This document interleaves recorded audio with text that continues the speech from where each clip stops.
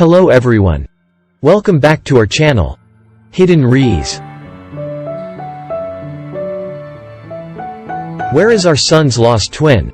Today, we are diving into the mysterious realm of astronomy to explore a cosmic enigma known as the Nemesis Star.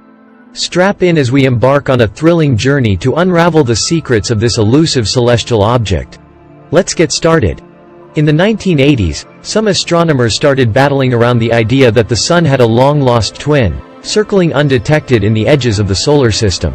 They suggested that the existence of a companion star to our own might explain some cataclysmic events on Earth, like the mass extinction of the dinosaurs.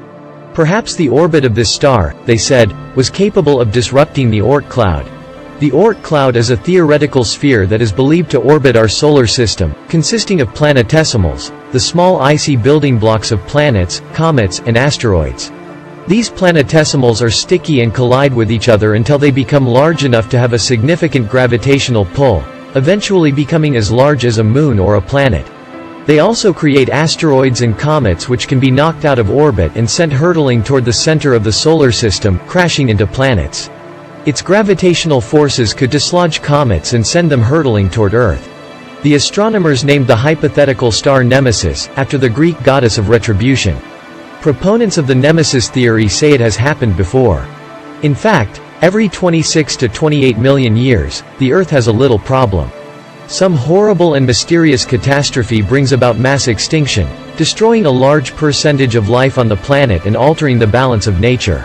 It happened with the dinosaurs 65 million years ago. It's happened since. In fact, it happens reliably, about every 26 to 28 million years. The question is not if the Earth will see another cataclysmic extinction, but when. This pattern of destruction baffled paleontologists until science began to consider causes that are not of this world.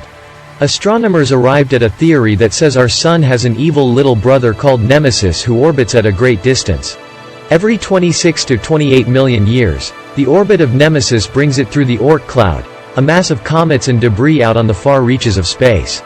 Nemesis disrupts the comets, sending them hurtling toward the inner planets in a rain of destruction that can last decades. Comets smash into Earth and cause these mass extinctions at a regular and predictable rate. Today, the theory of Nemesis, of an evil twin lurking in the night sky and messing with comets, has fallen out of circulation. The companion star has never been found. But that doesn't mean it never existed. How? Nemesis star concept where came? Most Sun-like stars in the universe. Stars with masses similar to our own must exist in pairs. Astronomers don't yet understand exactly how these pairs, known as binaries, form. But as they dig deeper into the mysteries of star formation, they're finding some clues. The latest is a new study of a distant cluster of young stars in the Milky Way that suggests nearly all Sun-like stars are born in pairs, bolstering the claim that our Sun has a twin.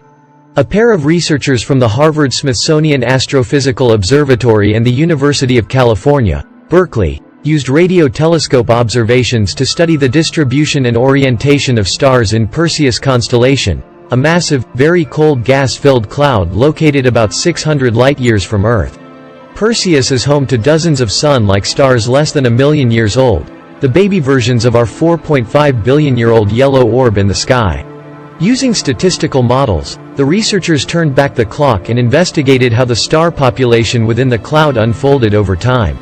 They found that in order to explain what they were seeing, they had to assume that the stars inside Perseus first formed and lived in binaries, before other forces may have started pushing them around.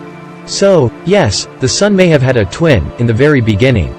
But not for long. To understand why, let's look at Perseus. Perseus, like other similar clouds, is home to the birthplace of stars. Egg-shaped cocoon molecular gas, known as dense cores. The researchers observed several kinds of systems across Perseus. There are wide binaries, which contain two young stars orbiting each other, separated by more than 500 astronomical units. 1 astronomical unit is the average distance between the Sun and Earth, about 93 million miles. These young stars appear to be aligned with the long axis of a dense core, which suggests they may have formed together. There are tight binaries, containing slightly older stars orbiting less than 500 astronomical units apart and showing no alignment to dense cores. And there are single star systems, like our Sun.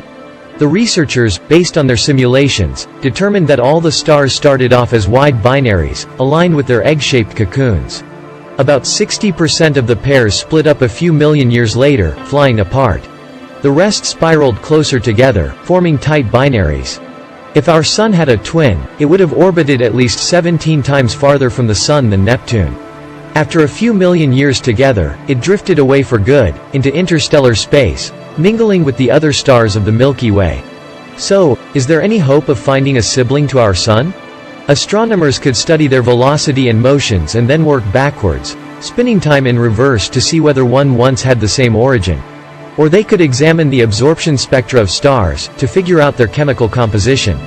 If astronomers spot a star whose composition matches that of our Sun, they can speculate they both came from the same cloud billions of years ago. But these searches only work well if the star recently moved away from the solar system. Billions of years have passed.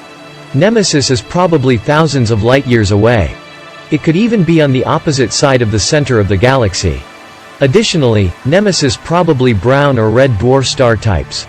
They are the most common type of star in the universe and are considerably dimmer and cooler than the Sun. Even with advanced telescopes and observation techniques, detecting a dim, distant, and elusive object like Nemesis remains a technological challenge.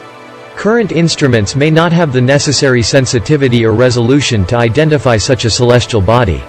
Ultimately, there's no way to track this down. It's lost in the cosmos at this point. And that wraps up our exploration of the Nemesis Star, a captivating cosmic enigma that continues to inspire scientific investigation. Remember, the search for answers in astronomy is an ongoing journey, and who knows what discoveries await us in the depths of space.